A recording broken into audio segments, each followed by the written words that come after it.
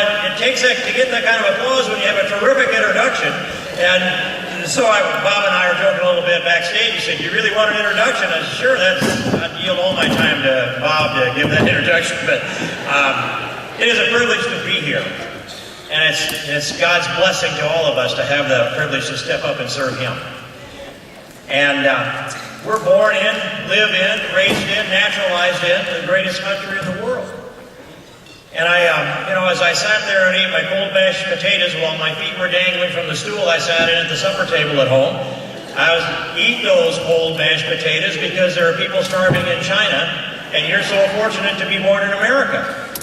Well, I never really learned to like the cold mashed potatoes, but I did learn to love this country. And there's some solid underpinnings of what makes this country great. And they are the pillars of American exceptionalism. And most of them are in the Bill of Rights. Freedom of speech, religion, the press, the right to peaceably assemble and petition the government for redress of grievances. The Second Amendment, our property rights, and the Fifth Amendment.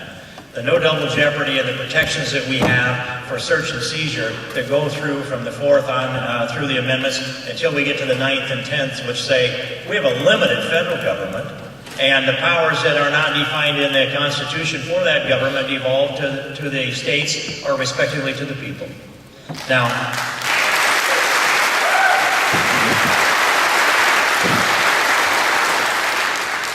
I've watched what's happened in this country and been part of it.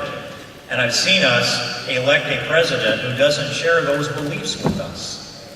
I watched as a president who, when he was asked on August 9th by Reverend Rick Ward at Saddleback Church, August 9th of 2008, "When did your life begin?"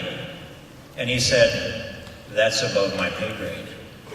And a few months later, he was sworn in as President of the United States. Got a raise, evidently, because immediately he signed an executive order that accelerated abortions in America. We've watched as marriage has been undermined and eroded. And we've watched as our freedoms have been undermined and eroded.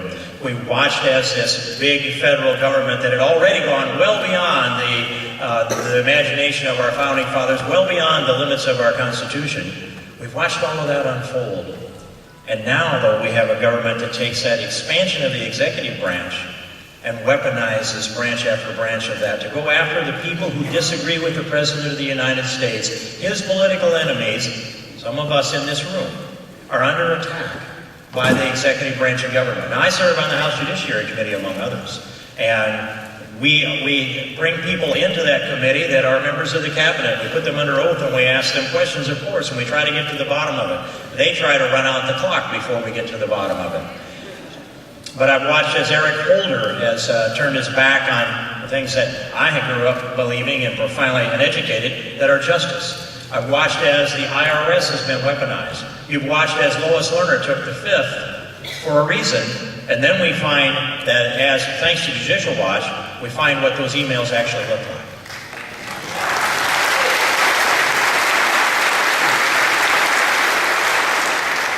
I think we remember when there was another president that decided he'd use the IRS to punish his political enemies, and he didn't last very long.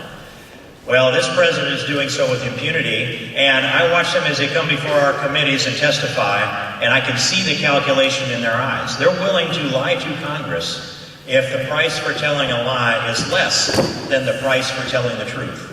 That's their calculation. That's what Lois Lerner, but here's another one that you won't know about, Benghazi. When you saw Susan Rice come before America on 5 major television shows, tell us that it was a video that brought this about in Benghazi that killed Ambassador Stevenson and 3 other American heroes.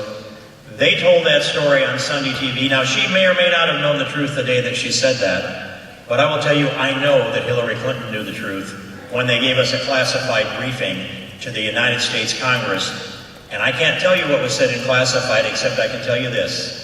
She told us the same lies that Susan Rice told America the Sunday before.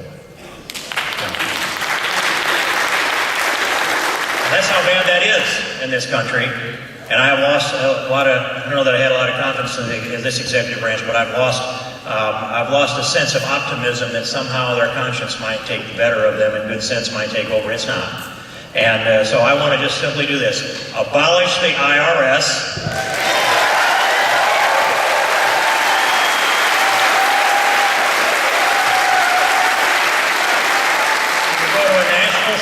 tax, H.R. 25, the fair tax, and what it does, gives us back our freedom. It does everything good that anybody's tax policy does that is good. It does them all, and it does them all better. And it takes the fear of the IRS and the potential loss of the 501c3 not-for-profit status off the back of every priest and every pastor in America so that they can preach the word from the pulpit.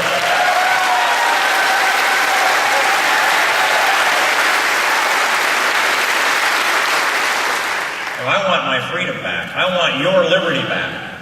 And I want to restore the rule of law. I went down to the border a couple of weeks ago, and Michelle Bachman and I spent a couple of days there going about everywhere you could within a 48-hour period of time. And we saw, I've got video in my phone of a raft of two coyotes bringing a pregnant woman into America right under the nose of the Border Patrol. They essentially, and their hands have been tied by the President of the United States. We've got to restore the rule of law.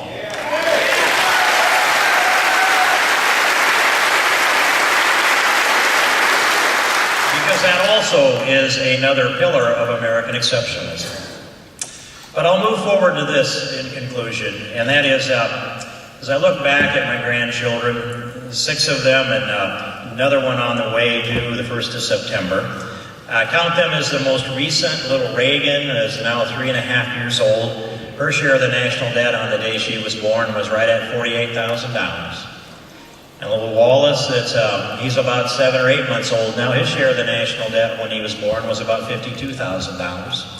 The little grandson on the way, I think I know what his name's going to be. Lord willing, he'll arrive on the first day of September. And here's my prayer for him. And I believe this, that he comes into this world, as we all pray and anticipate, that his first breath was a free breath. A breath of free air, free American, God-given liberty air. And I pray that he has a long and healthy life. But at the end of his natural life, when he draws his last breath, I pray that that last breath will be freer than his first. Thank you very much.